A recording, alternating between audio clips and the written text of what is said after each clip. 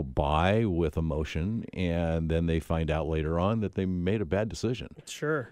And And when it comes down to this type of market in particular, first of all, maybe explain what is going on, because, a lot of people say the market's great. A lot of people say there's not enough action. What's going on? You have a lot of experience. What do you see today that maybe you haven't seen in the previous 2 decades? Sorry, that wasn't 22 years. However, that's 2 decades. You already That's won actually best over 2 looking decades. on the show today. So I am voted best looking. So I just think you should talk, and I'll just sit here and listen. Nobody can see you, David. It's radio.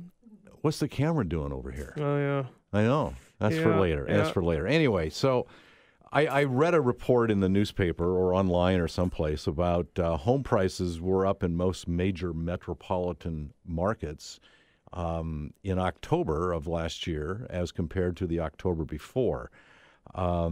That's good.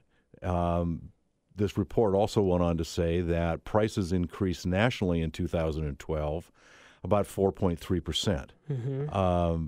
Phoenix was up almost 22%, and Detroit was up 10%. But 4.3% was the average. And I think in the last show I was on, I did numbers for Seattle. And I think those were the numbers exactly for Seattle as well. Prices increased from 2011 to 2012 by 4.3%. Another interesting thing that came out of these numbers or out of this article was that in October of last year, and it takes them a few months to get the numbers, and they seasonally adjust the numbers, which is kind of scary. How do they adjust the numbers? But they do. Is that prices actually fell in 12 of the top 20 markets in October of last year as well. So that's interesting. So you end up with this, where markets are up and down, but what about here in Seattle? Specifically, because from what I've heard, you have like 1.5 months of inventory. We had somebody come on the show and actually discuss. They put 2 listings on, and they had 90 phone calls that day. 90 phone calls on 2 listings the day they put it on the market. How does somebody deal with that? That's crazy. That's not a healthy market. That's like a run on the banks, like food running out of the grocery store and everybody trying to get the last of the canned goods when the nuclear war is coming. But, this isn't really anything different than it was in 2004, 5, and 6, and part of 2007, where we had extremely low inventory, that the absorption rate was over 1,000%. So we actually had more sales and pendings than we had new listings. And there was 8, 9, 10 offers on every house. And then the 8 or 9 people that lost that house would go out and buy the next house and bid whatever they had to bid. And sometimes they would be going up 100,000, 200. I even had one deal on Queen Anne that won $1 million over asking price. $1 million? Just $1 million, yeah. They had money. And there was two people that just sat there, and we brought them into the dining room with the seller, and they just bid at each other. Hashed it out. They just hashed it out, and the lady that won it wrote a check for over $2 million right then and there. Wow. That was nice. That's unusual. That's just really unusual. Yes, inventories are low, but what I look at in this market is that back in 2006, bad houses sold immediately. Houses that were not well constructed, houses that had very poor bones, houses in really bad locations sold. Today, that's not happening. So the buyer today that's getting caught up in some of this feeding frenzy that's going on is a lot more tame than the buyers were back, 6, 7, 8 years ago. Does that put more upward pressure on the good houses in the good neighborhoods? Because does. People are more prone to trying to make the best decision, and people are so afraid of making a mistake that they're willing to really go after what's right in their own mind. Exactly, as long as it's priced right.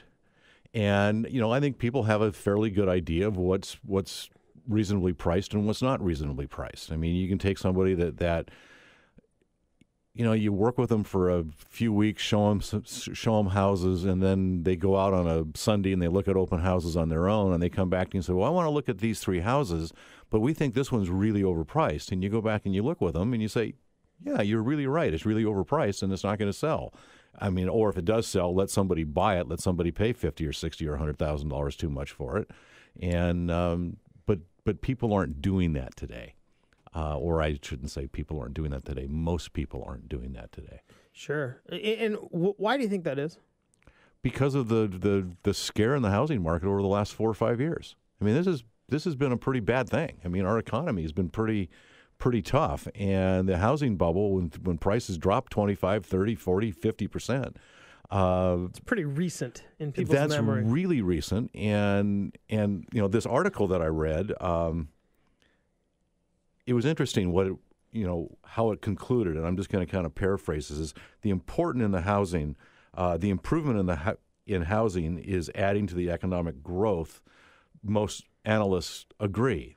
However, assuming that the White House and Congress do not allow the tax hikes to occur and the spending cuts to occur, we should be okay. Well, guess what? That didn't happen. So the sequester is there. We're going to have spending cuts. We have no idea what that's going to do.